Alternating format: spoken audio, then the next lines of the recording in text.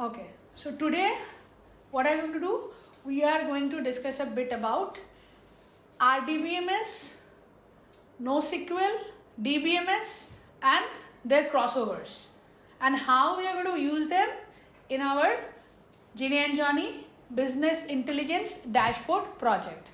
So I set the context here. So now Rajat, what is your overall understanding about database management systems? So what we call as DBMS. Okay, so basically there are two types of database management system.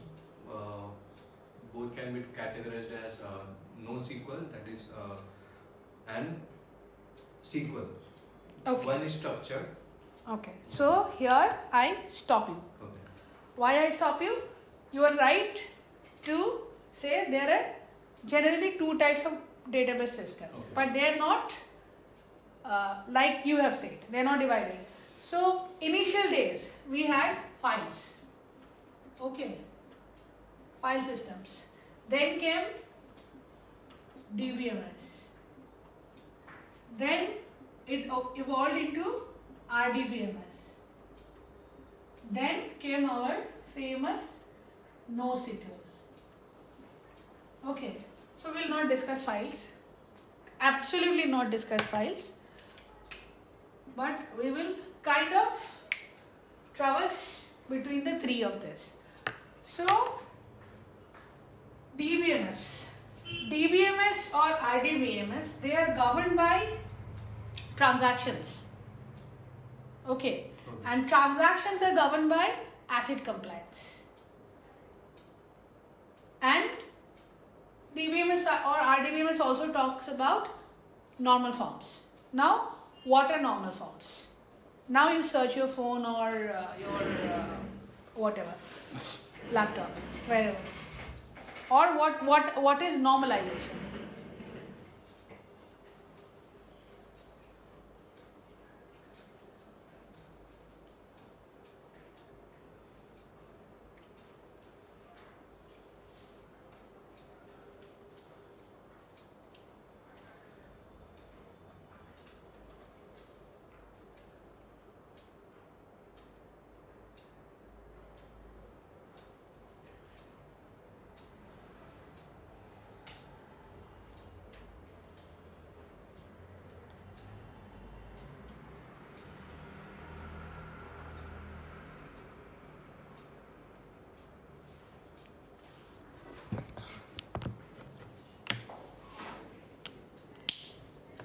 Use for redundancy, minimize the redundancy.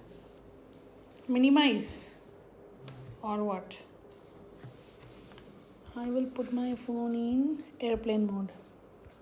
Otherwise, we might lose this thing. You have to edit a lot, by the way. We are recording all kinds of sounds. So, for me, I have a very simple definition for normalization. For me, it is lossless decomposition of data in order to avoid redundancy or in order to achieve minimal or zero redundancy. Now, what is redundancy? I'll give you a very simple example. So, we are talking about workshops. In workshops, we will have two kinds of entities. One, courses, two, students, right? So, I have my students and my courses. I will not get into definition. I will rather use examples to explain things. Because here we are eventually going to talk about OLTP and OLAP. There are two types of database designing styles. So what are they? We are going to discuss a bit of this because we are going to build a business intelligence dashboard. So business intelligence means whatever data we are gathering or whatever data is being generated by usage of a particular software or software application, we analyze their data and we kind of create reports in the form of tables or graphs to make future business decisions. So basically we make informed decisions. We analyze the data and then we make informed decisions. So for that we require the we require a lot of redundancy. Why? I'll come to that. So it's a very abrupt session. It's not a formal session. I will touch upon various subjects here, various database concepts here. Here, there, this. But what you have to do, whatever I'm telling today, you have to go back home and you have to connect the dots. So I'll give you scattered concepts. Okay. So I have to for my work. So we are going to design a database to manage our workshops. So workshops will primarily have two kinds of entities: students, courses. And with courses, we have fees, right? Yeah. And with students, when they register for a particular course, we will have collections, right? Yes. Or we may also call it registrations. This activity kind of maps a student to a particular course. Now, what all details we need for a particular student? Name, I will write them. Name. the course they are applying for. I asked the details Okay. of the For- students. for Yeah, student. the entity student. Yeah. I will come to the mapping later. Okay. Yeah. So name, number, address, Number as in mobile number. mobile number, yeah. Okay. Address, Address. qualification, Yes. Qualification. And that's all. yeah. I would like to record one more thing. Okay. Purpose. Why is he or she doing it? Now that brings me to two more attributes: gender and what? Age, Yeah. or DOB, what name you may call it. To start with, I think this is enough. Yeah. So, since you have created qualification, purpose, gender, we will require more tables. Okay, why we will require? I'll tell. And so, but then I may have two Rajat Kotians, I may have two Amin Gogaris. So, in order to uniquely identify each student, we will have to have a unique identifier. Sorry, unique identifier. We'll just name it as ID, or maybe better to call it student ID. Now, general trend in people, especially in our field, the open source field, nobody really bothers about the name with the primary key. So this unique identifier is called primary key, or we may call it just PK. Okay. Primary key is nothing but the unique identifier of a particular record in a table, Okay. in a DBMS or an RDBMS. Okay. Difference between DBMS and RDBMS is simple. It's the relation. Every table in an RDBMS is called a relation. Why it's a relation? Because this particular primary key or any other key may or may not relate it to some other table, Okay. which will define the relationship between the two tables. Relationships can be of couple of types: Yeah. one to one, one to many, many to many. Many. So we'll come to that later. With this example only, I will try to explain. So whatever I'm saying, are you aware of all these concepts, more or less? Yeah, I was aware, but I was Theoretically, not we sure. have never really implemented in a practical scenario. Hence, I have picked up workshop. Because when we do the workshop, we would like to keep records. Yeah. And I would like you to design a small interface and we will record like that. We'll create it offline. Okay. Okay. So, this is my student's entity. And in course, I have a course name. Just like I have name, I have a course name. What else? Duration. Duration.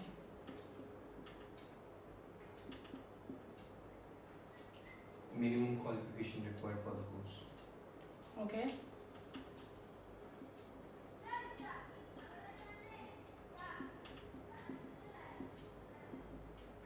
These two will be kind of related. I'll come to that later.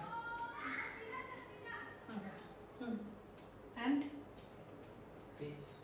fee. Fees, Okay. yeah. Fee. fees nahi, fee. It's one course we are talking about. And कौन दे रहा है like you are going to another level of entity. We will not get into that. In structure, we are not designing right now. Okay. We're just trying to create relationship between the student and the course. Nothing much. Instructor can come later. Don't you think we're missing something? Something very important here.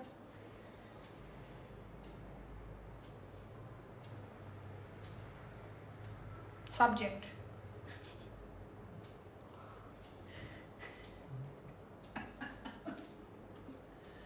So how can I design a course without subject? And of course, we need a unique identifier like course ID. Okay. And in our design, we don't believe in hard deletes.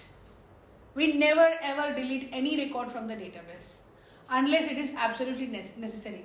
But when we really have to delete, what we do, we archive the old table, we rename it, keep it in a different form, different name, different identifier, and we create a new table. We generally never delete data from our database. It's once created. The live data, of course. Dummy data, left data that we keep on deleting, and Amin is a master of that. So what we do, we keep a provision for soft deletes called an active field. If active is marked as 0, it should not be visible. And if active is marked as this thing, 1, it is a visible this thing. It is visible in the system. Okay, so that's all. Now we get to the mapping. But before we get to the mapping, try to identify. Is there anything common between the two entities? Common in what sense? I don't know. You look at it. Common is in, remember Venn diagrams? Yeah. What do we have in a in database? Venn diagram concept is very important to remember. In Venn diagrams, what we have? We have a set A, we have a set B. Yeah. So there can be A plus B, A minus B, B minus A, then A union B and A intersection B. Right? Yes. They have nothing.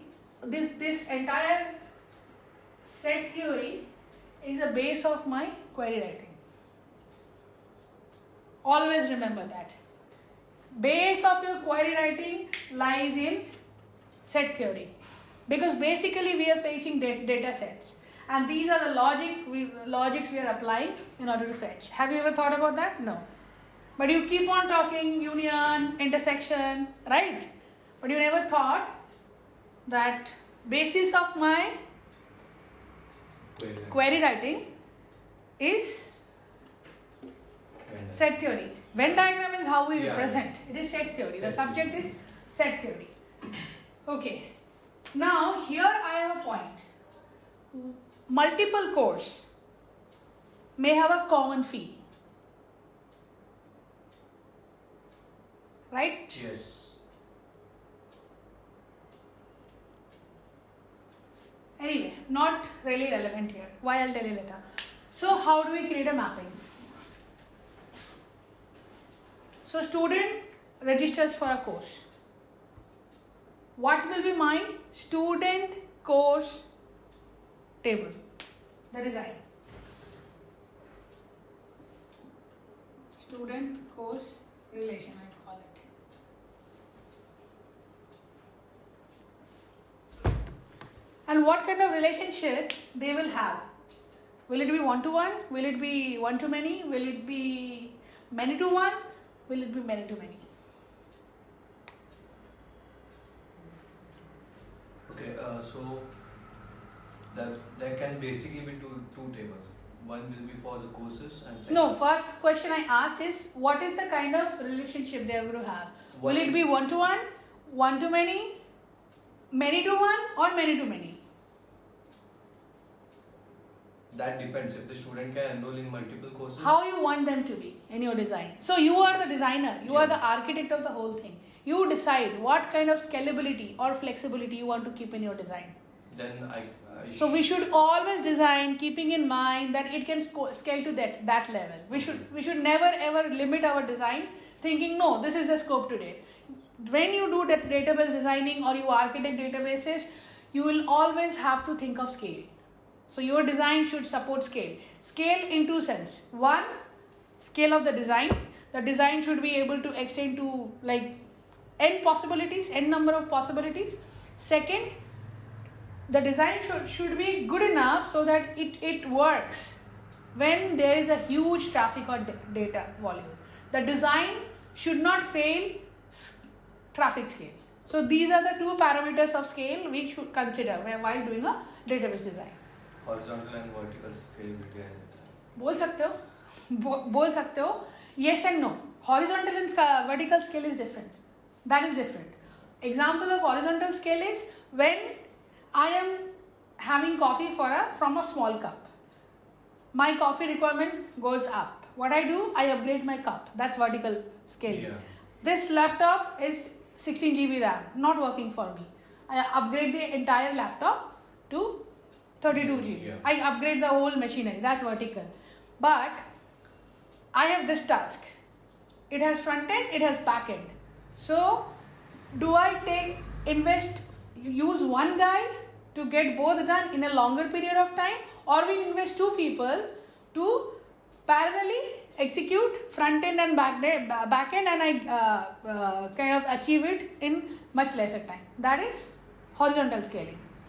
So when I'm adding more resources to a particular capacity, it's called horizontal, and when I'm actually upgrading the resource itself, it's vertical. As simple as that. Okay. So this is not that scale. Scale as in design. Scalability of design means how scalable it is in terms of future features. And scalability in terms of traffic, how reliant and durable the whole design is when there will be traffic surge or data volume or both. Okay. So the scale is that's a different subject, but we'll have to touch upon that. Okay. So question was, what kind of relationship should we design? One to one, many to many, one to many, many to one. Many to many. Yeah, because I want one student to take multiple courses. Yeah. Right? Fine. If it's many to many, we are open. We do. Now tell me the design. Okay, so we have two tables basically. First for courses and second will be for students.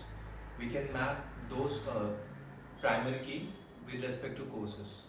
In the course table itself.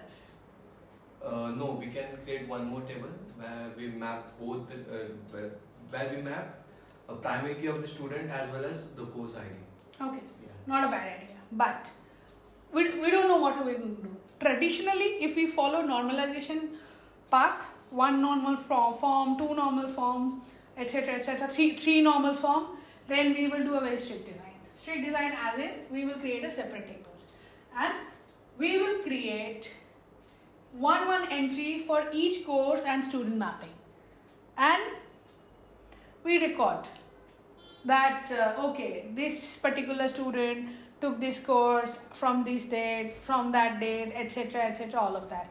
The course fee was that at that time, whatever. Or we may take a very different approach.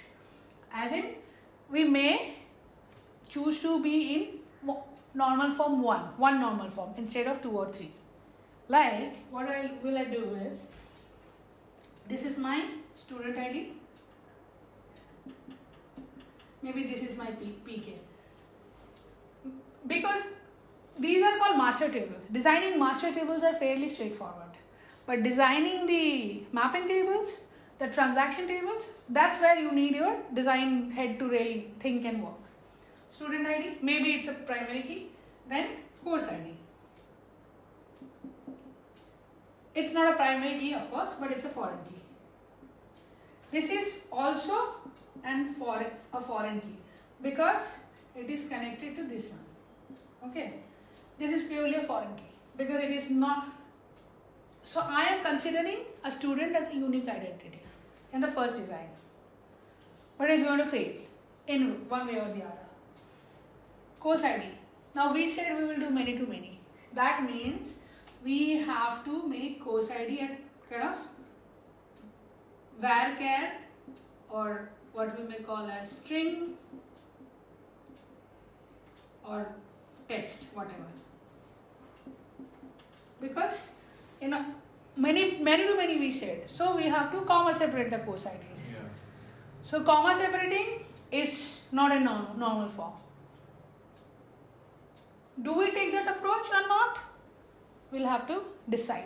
Now here comes, so first decision of scale we took that, okay, I'm going to make the design so scalable that I will support multiple students to take multiple courses. Now I have to think traffic. Now the problem with the normalization, you can design a database at 3 normal form and it is absolutely atomic, absolutely decomposed. But normalization has a problem. There is a trade-off. While now when I run a query in my database, queries are of 3 types: DDL, DML, DQL. Data definition language, data manipulation language, data query language. These are the types of SQLs we get to work on. Now DDL is, by the definition of it, when we create a table, definition, we are defining, when we create users or when we grant access to users. So while granting access to user, actually in the back end, it is creation, because it is creation granting entries. Okay. And DML is when we manipulate the data. By the very definition, it is data manipulation language. When the actual data exists, we make changes in the data, we modify the data, we manipulate the data. So those are updates. And deletion. Deletion of rows, not the deletion of table. When I delete a table, it goes under DDL. But when I delete a record from a particular table, it goes under DML. And data query language are my reads. While when I'm just fetching data, I'm not changing data, I'm writing some logic using the set theory, and I'm fetching data as per my need, basis which my output is being rendered. So when my database is 100% normalized at 3 normal form, so DDLs we don't use in application. DDLs are for administrators. Okay. So we mostly use DMLs and DDLs. Okay. My DMLs are very, very, very cheap. Cheap means cost effective. Cheap is not the right word to use. Means when I run a query, I need 2 types of resources. One is CPU, one is my RAM or primary memory. So CPU is required to fetch the data. RAM is required to hold the data that is fetched, because data is stored physically in the hard drive. But when I am writing the data and fetching data, it is stored in the primary memory. Yeah. So these are the 2 kind of resources I need. If my database is absolutely normalized in 3NF form, my DMLs are cost effective. They are least expensive. They consume minimum CPU and RAM, because so let's say I want to update in this particular structure, I want to update the fee of a particular course. I make a change in the course table, and here the changes are reflected if fee is stored here. Okay, because here I have probably, so I have kept course ID. I am not even considering to keep fee field here, but that has its own weaknesses. Then minimum qualification, or here it is qualification. What I will do is, I will create a master table for qualification, and I will keep qualification ID in both the tables. Now I have written MCA. Somebody told me MCA people may not understand, so please put it in bracket, masters in computer application. I don't make any changes in these tables. I go to the master table of qualification and I make textual changes there. But in my view, the changes are reflected because I am fetching via IDs. So if you see, in one update, I'm actually making update in 3 places as far as views are concerned. Clear, na? Yeah. Okay. But think about my reads. I have to show qualification. What I'll have to do, I'll have to write a join, or I'll have to write at least 2 queries. One for fetching data from the master table, and then I go back to the master table of qualification to fetch the text. So my read my update was very cost effective. My read is expensive. For update, I'm using 1 query. For my read, either 2 queries, 2 single point queries, or a complex join. So depending on the requirement of the output, we decide whether to normalize fully or to denormalize. Very few books of DBMS talks about denormalization, but in practical life, denormalization is something we cannot live without. It's impossible. For example, you are designing a search solution for a e-commerce portal or an app. All your operations are reads, except for the search logs. Yeah, right. Logs, so we don't even care. Okay, they will happen in backend. But for the user experience, logs are not important. The user experience demands heavy reads, heavy and quick reads. Now, I want to search all the students who have taken more than 2 courses. That will traverse to all 3 tables, right? A lot of reads. Yeah. How do I optimize it? I create flat tables, or I move to NoSQL. So I create flat tables which has all the data points present required for search. I make 1 query, I get all the data. So that is a denormalized design in order to have efficient reads process. This is very new for you. He has done all that, but he's never really mapped all this with theory.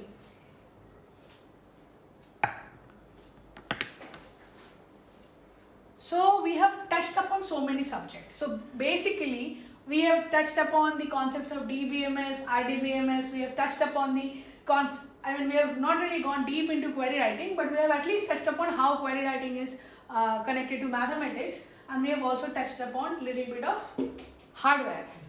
Here comes another factor which I have not written. That is network and latency. My servers are sitting in US. My application server is different. My database server is different. My application server cannot talk to my database server without internet. Right. If it's talked locally, it's different. If it's talked via internet, it's different. So, longer the query takes or heavier the data size is, everything changes. Because my network limitation will affect here also. So, as I say, being an engineer, when you are designing a solution, you have to remember everything you have learned in your computer science course. And you have to apply every concept in a practical sense. Hence, our courses are designed like that, where they teach you programming, they teach you networking, they teach you operating systems, they teach you digital mathematics, they teach you circuit diagrams. Everything is important. Because courses mean you to become solution provider, engineers, but we become code monkeys. Our choice. Because we think writing code is enough. But while writing code, designing database, there are so many factors you must consider in order to make them work in a scalable, reliable, durable fashion.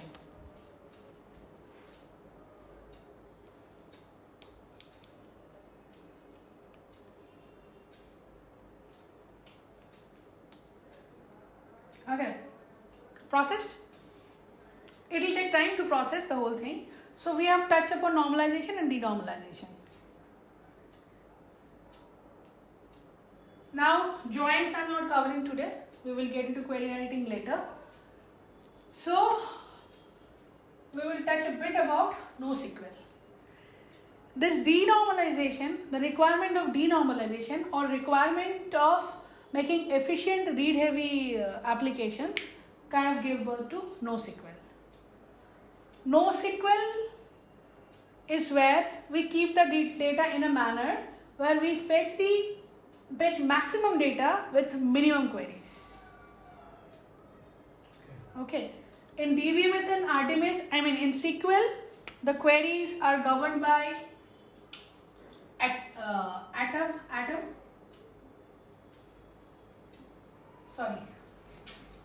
ACID, compliance, and in the world of NoSQL, they are by base. It's not funny. ACID has a full form, base has a full form. Full form of ACID is atomicity, consistency, integrity, durability. I'm not getting into transactions today because it's a beast altogether. And base is basically available something. Just check the full form of the base. Base theory, NoSQL.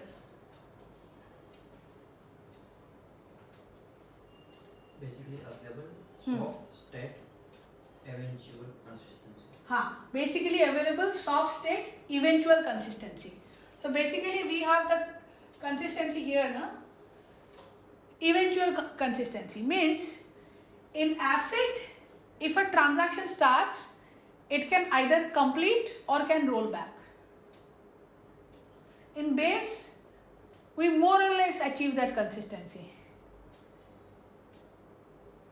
But the base is pretty advanced in case of NoSQL. We are not going to use NoSQL here in this thing. Now I'll touch upon this.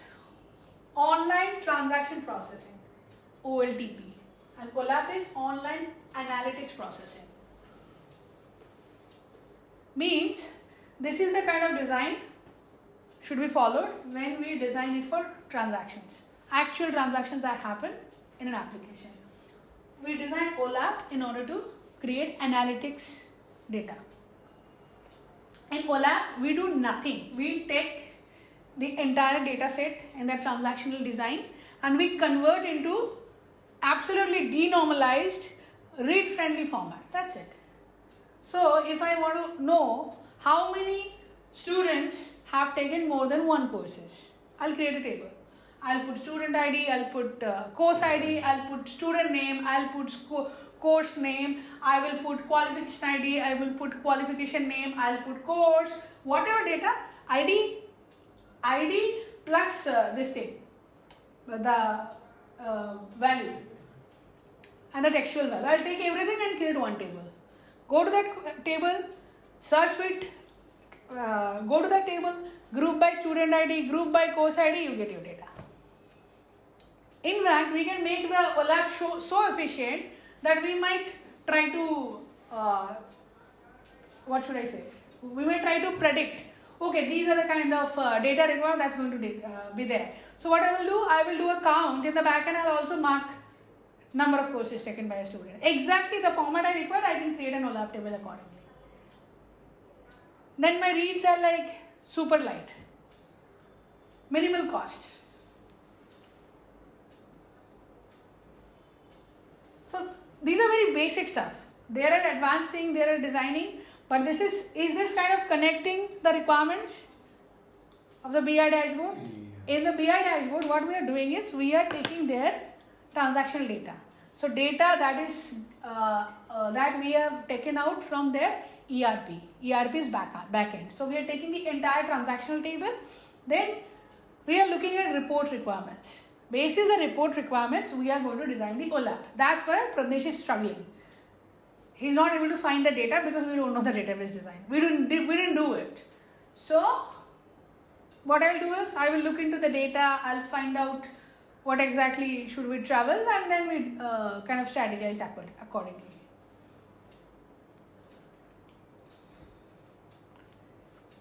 So I'm putting a stop. It's almost